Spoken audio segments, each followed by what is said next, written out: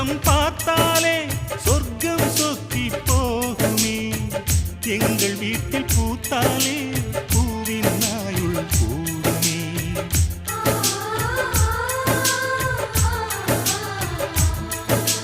இரண்டு கண்கள் என்றாலும் பார்வை என்றும் ஒன்றுதான் உருவத்திலே